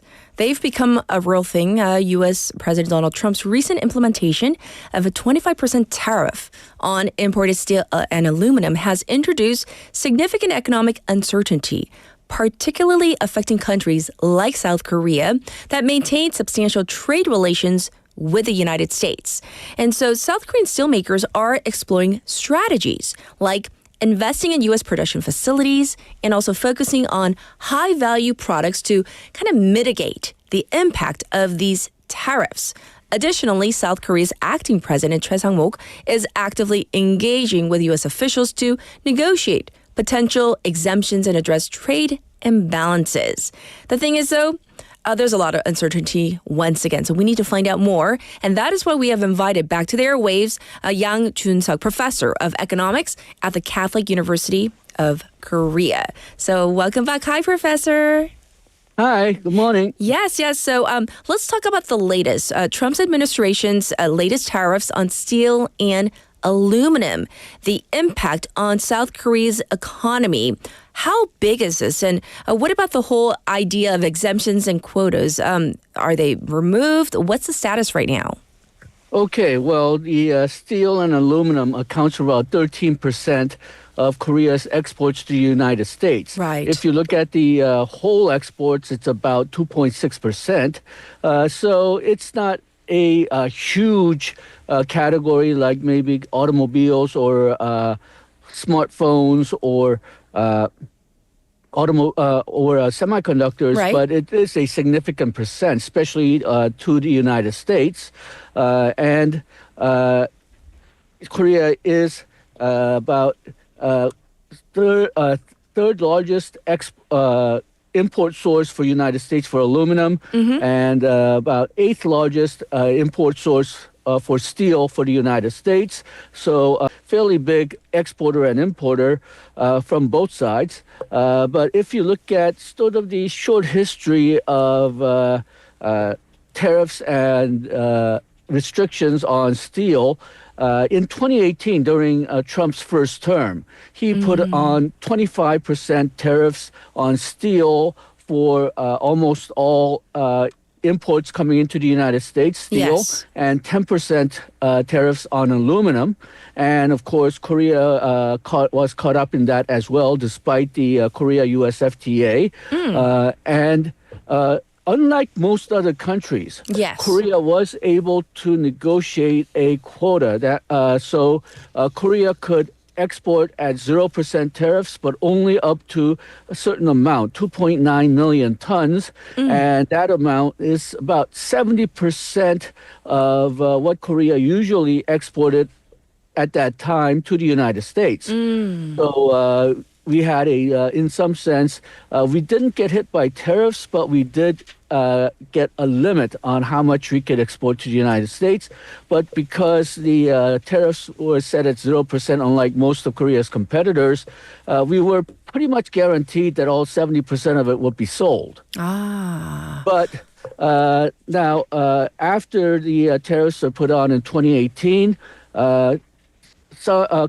Canada, Mexico, their tariffs were removed around 2019, so that was still during the Trump administration. And then a lot of other countries, EU, Japan, those countries' tariffs were removed during the Biden administration. But now Canada and Mexico has FTA, USMCA with the United States, so their tariffs went down to 0%. Yes. EU and Japan, they do not have an FTA with the United States, so their tariffs went down to more or less normal levels, but still their tariffs were removed. But Korean quota was not removed. So even during the Biden administration, our exports were limited.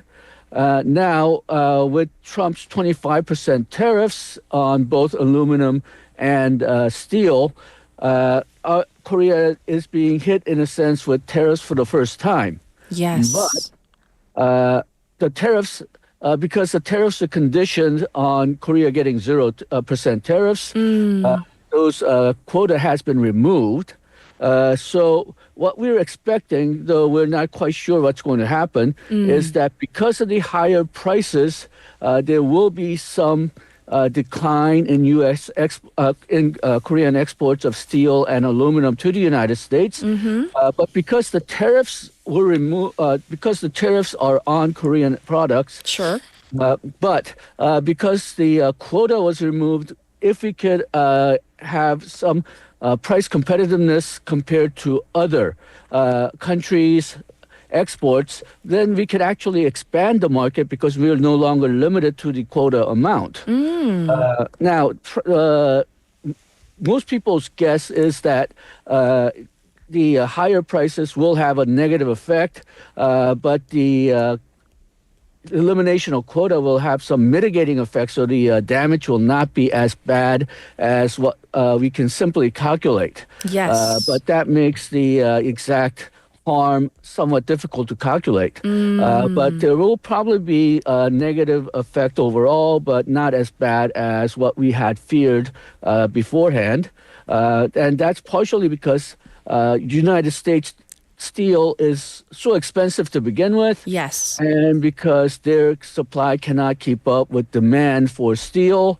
And every other country that's exporting to the United States is getting hit with the same 25% tariffs. In case of aluminum, yes, they can't make that much of it in the United States because it requires a lot of cheap electricity, which United States, for the most part, doesn't have. True, true. Well, Professor, I also want to... Yes, I want to jump in.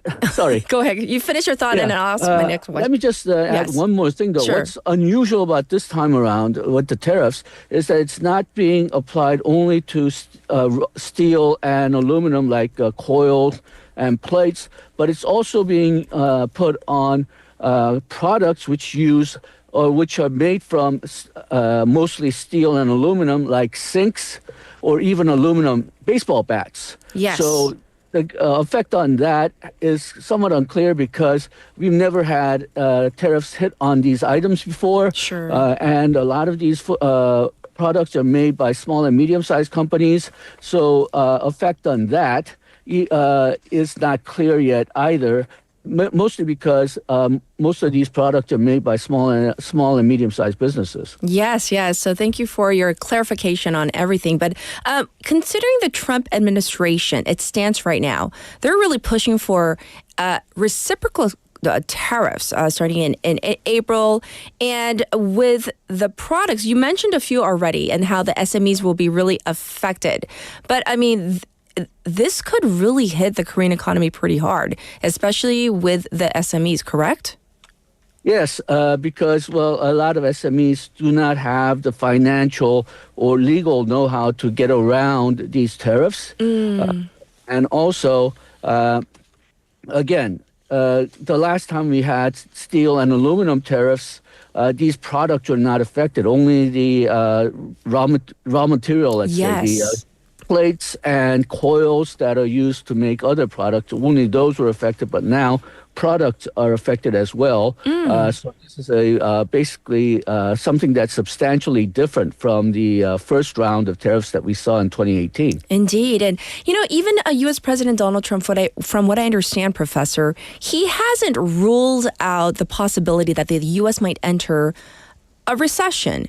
So he hasn't really, confirmed one way or another that this is a possibility.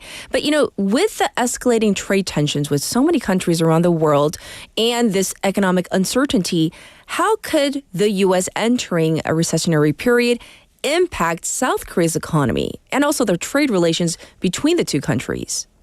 Okay, well, obviously, if the United States hits recession, that's going to cut exports from Korea even more. Yes.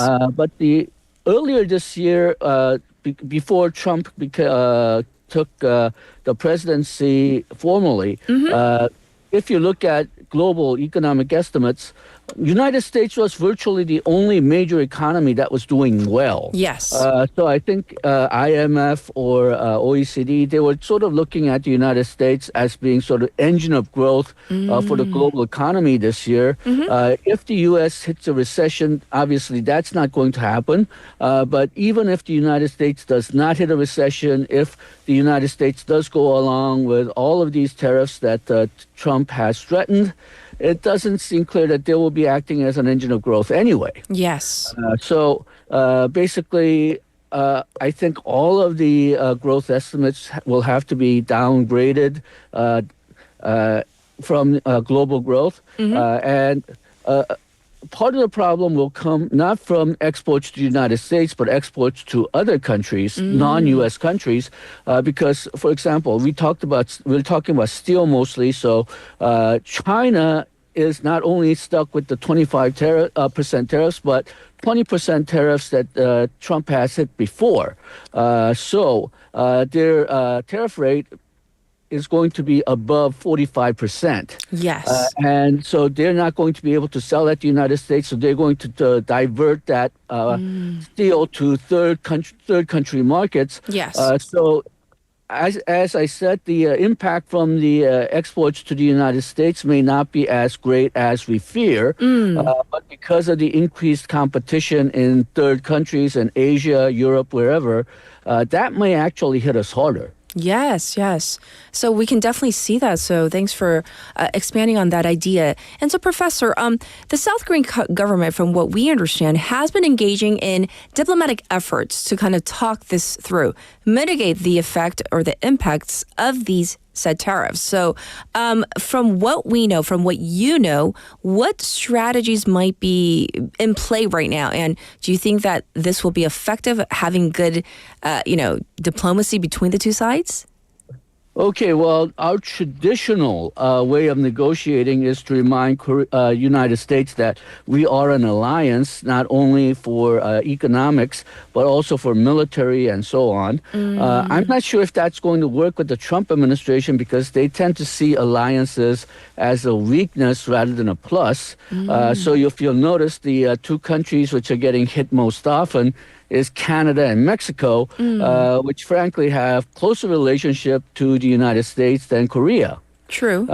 So I'm not sure if that alliance strategy is going to work. It certainly did not work with Secretary of Commerce Lutnick when Korean business leaders met with him last month. I see. In fact, he said that he apparently applied that the alliances doesn't really mean a thing, and he encouraged these companies to invest in the United States to escape tariffs if they wanted to escape tariffs. Yes. Now, Trump apparently does want Korea to assist in investment and services for shipbuilding because U.S. shipbuilding is very weak. And ironically, that's mostly because of what's called the Jones Act, the law which protects the U.S. shipbuilding industry. They've been protecting the shipbuilding industry since 1920, and they lost competitiveness because of that. But Trump has been encouraging Korean firms to invest in the United States for shipbuilding industry. He's also announced that Korea will participate in LPG, LNG investment in Alaska for $1 trillion between U.S., Korea, and Japan. Not clear whether Korea really agreed to that. And it's not clear whether that project will be profitable because all the U.S. companies have sort of restrained themselves from investing in that project. Yes.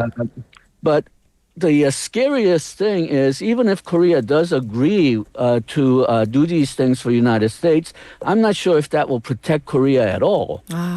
Because, well, the very day that he announced that Korea will be participating in these energy projects, he also said that Korea had 4 times the tariff rate of the United States, which was wrong.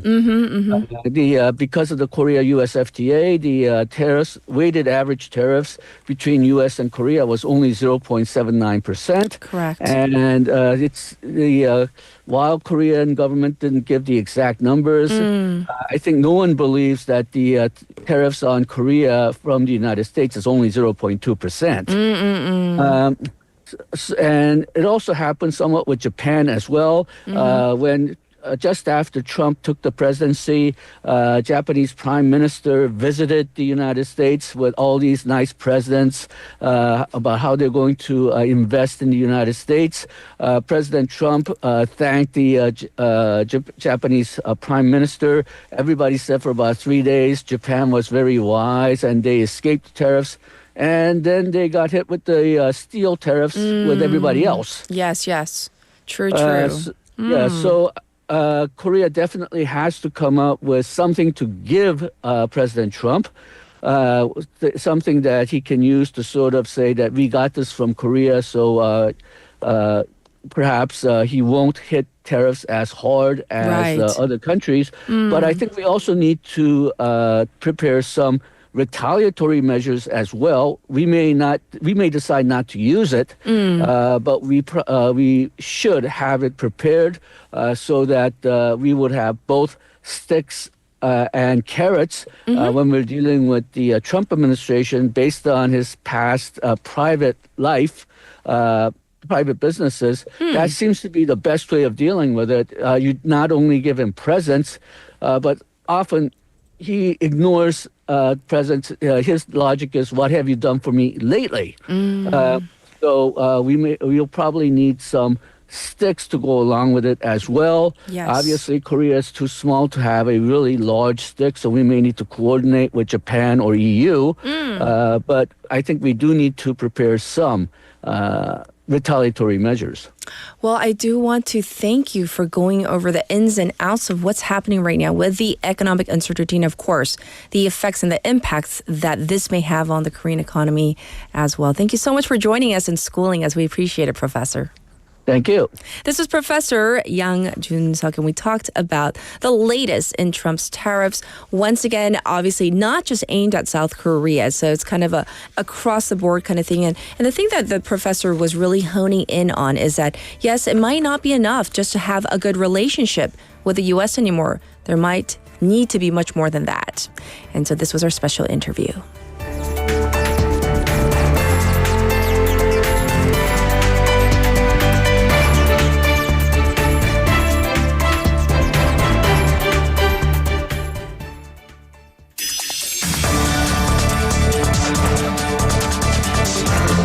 Get your local up-to-date news from Korea and abroad right here on Morning Wave in Busan with Catherine. Stay tuned.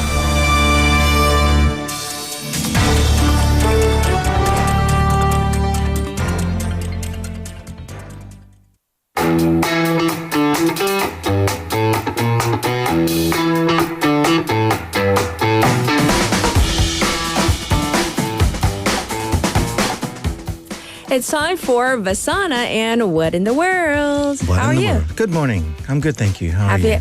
Pretty good. How was your week thus far? Back to teaching, is everything okay? Yes. It's getting up earlier every morning instead of getting up when I want to. Hey, so you're the last person I'm going to ask this question. Today's text topic is this. You are the CEO of an entertainment agency. Yes. And you have the power and the money to recruit 3 talented people in whatever field. Yeah. Who would you recruit? Whether it's like a singer, athlete, actor, dancer, musician. Who would you recruit? I thought about this and I was going to give you a boring answer. But give us a fun one. It's fun. The boring answer is that it would be rude to poach people from their other agency. 죄송합니다. If I could, Jason Momoa. Oh, Jason Momoa. I really like him. Very,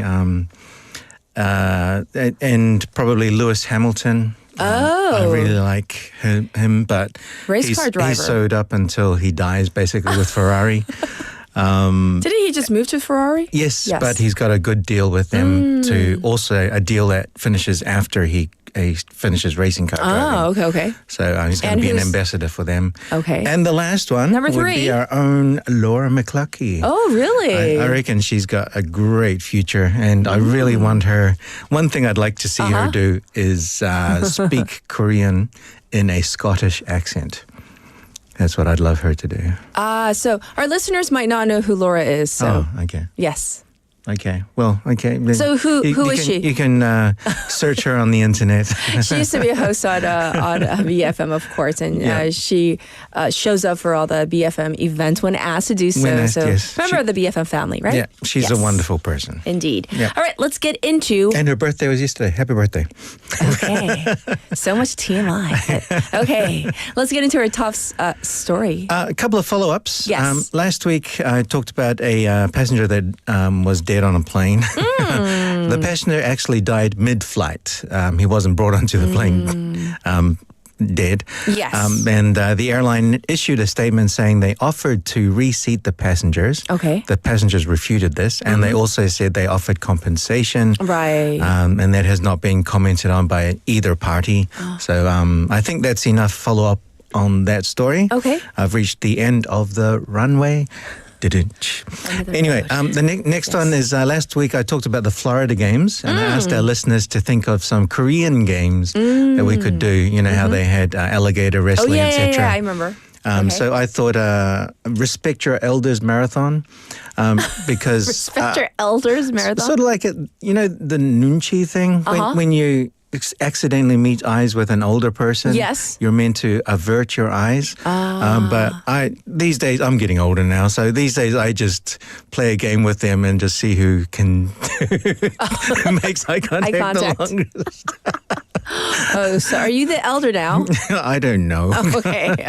Soju Endurance Challenge.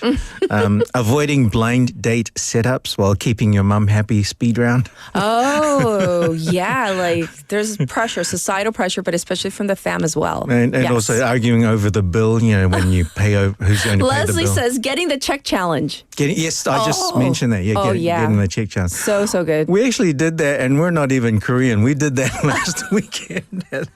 It's such a thing. Right. Usually it's I pay and yay, thanks. I have the opposite thing with my sister's family. Oh, yeah? As a joke, we go, you pay this time. I'll get it the next time. So we do the opposite because we're family. So it's okay. Okay. Yes. All right, let's get into some news stories. Okay. I thought you might have done the story earlier in the week, but thankfully you didn't. The woolly mouse. Who's woolly mouse? The woolly mouse. So this is a basically, it's kind of like Jurassic Park kind of thing. They're trying to bring back the mammoth. Oh. Yes. So this brings to mind many quotes from Jurassic Park. And the best one from that was, your scientists were so preoccupied with whether or not they could, they didn't stop to think if they should. But anyway, that's getting too serious. Let's get back to Cutie Pie. So Do we have a photo? We have a nice photo. There we go. Oh. Yeah, so the one on the right is the normal mouse. The one on the left is the mammoth. Long hair. Yep. Yes. Kind of cute. So we've caught him. I had a better cute picture, but I thought I'd just put that one on there just to compare. It's a good comparison. Yeah, so woolly mouse. Oh. So before we all panic and start knitting tiny sweaters. Oh, gosh. Let's dig into the fuzzy details. Okay. So a biotech company in Texas has been working hard to resurrect ancient creatures. So first they wanted to bring back the mammoth, and now the dodo. They're working on the dodo. The dodo. The dumbest bird in the world. Yes. But they've ended up with this rodent. But anyway, so they're calling it the colossal woolly mouse. Yeah. So I don't know what the scientists would have said to their boss when they said, yes, we were successful, but it's a mouse. And they poured resources into this, a lot of money to create this woolly mouse. Were they satisfied is the big question. I don't know. I don't know. But first steps, baby steps. Maybe they can work on it. Mousy steps. Mousy steps, So I don't know what happened, but they feel fabulous. Oh. Anyway, let's move on. Yes. So the next story is a crazy art story. Ooh. So remember the one with the banana? The last art story? That one had been eaten twice. They just had a banana and then they put it in the art gallery. One was eaten by an onlooker, which just happened to be a stupid Korean student. And the second time by the person who actually bought the art. I have panic in my eyes. Why? I just remember Chris gave us a banana yesterday and I left it in my backpack. Oh, no. Where's your backpack? Outside. Oh no. Literally, I was just like, oh my God, banana. Why does this ring a bell? Yeah, that's the worst. Bananas are the worst. Okay, because they squish easily and they go everywhere, and the smell Right after, doesn't. I gotta check. So it's just going on and on and on. So you tell me, art or outrage? So an art exhibition in Denmark featured 3 piglets. But these weren't just any piglets. They were part of an installation where they were being left to starve to death. Oh, what? Yes. So I've got a couple of pictures here. So this is a controversial statement against the meat industry that left many people squealing in protest. So this is the picture of the pigs, piglets, sorry. So the mastermind behind this, a Chilean-born artist called Marco Evaristi, claimed his goal was to shine a light on the suffering caused by industrial meat production. And he called the exhibit, "And Now You Care?" And Now You Care. I love the title. So guess what? People cared a lot. Okay. And the twist, and this is the actual full exhibition here, Okay. is rather macabre. With, Anyway, the twist is that the little piglets, who are called Lucia, Simon, and Benjamin, they had names. Yeah. They were stolen. They were stolen? Stolen. Oh. By animal rights activists. Yeah. With a little help from the artist's own friend. And why did he do it? Because his 10-year-old daughter begged him to make sure they don't die. Aww. Yes. So if that doesn't tug at the old heartstrings, I don't know what does. I had a few more jokes about samgyeopsal, etc., but I'll leave them. Yes, it's a Friday. Let's leave happy. Yes. Yes. So yes, so it does raise the questions, and that was his point of the exhibition, was to raise questions amongst the community. Yes. Although the way he did it outraged a lot of people. But anyway, so.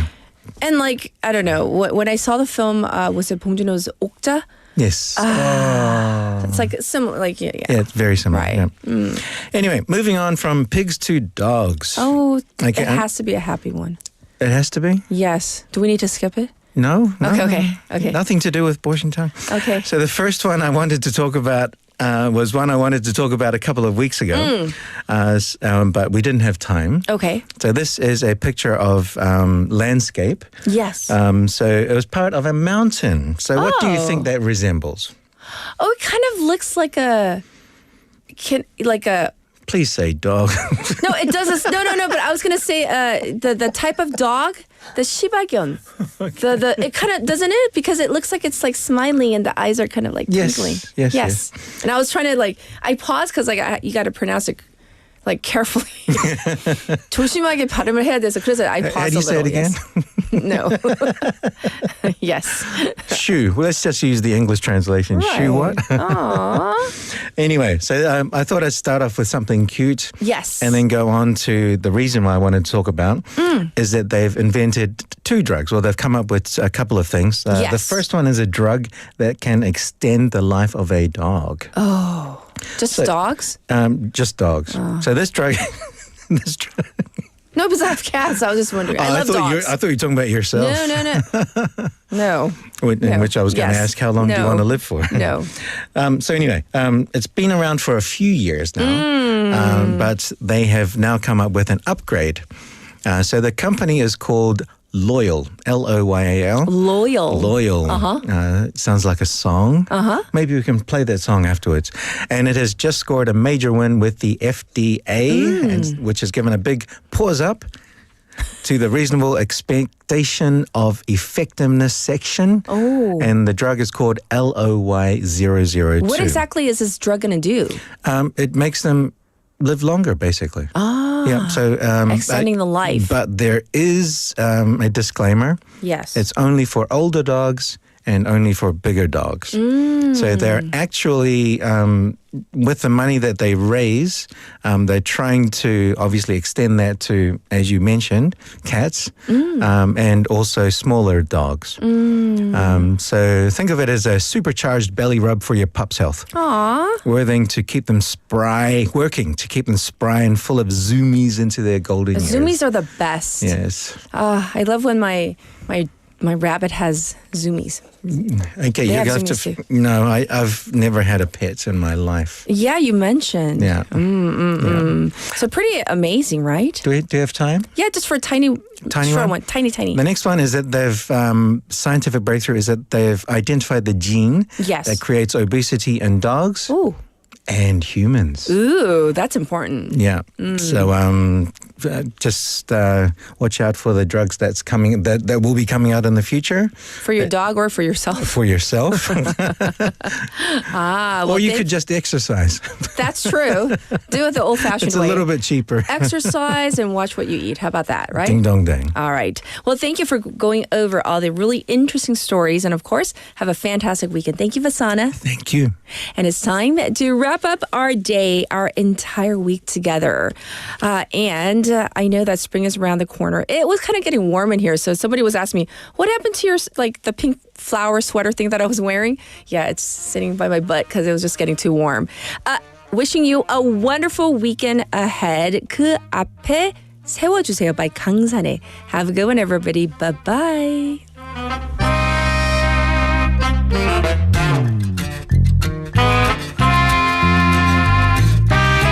해주세요. 여기에서 우회전 해주세요.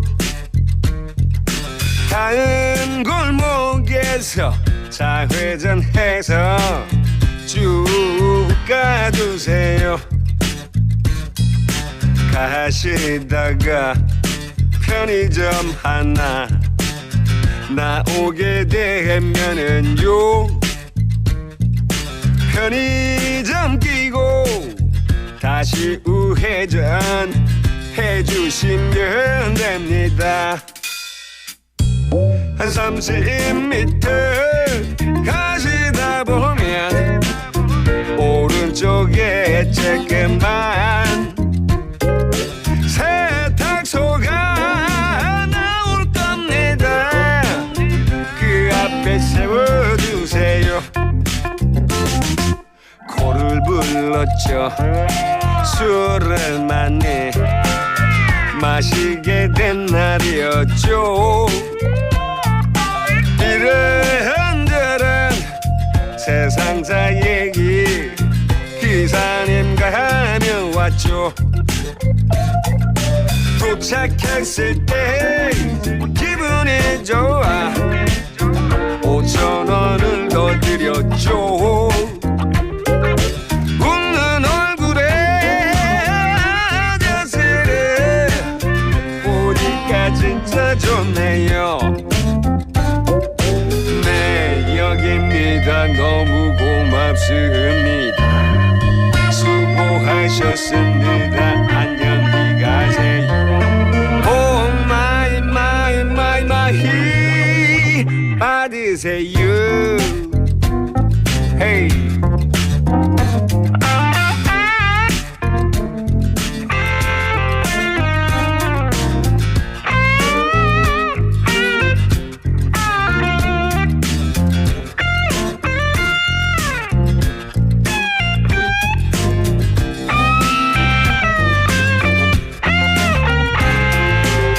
Say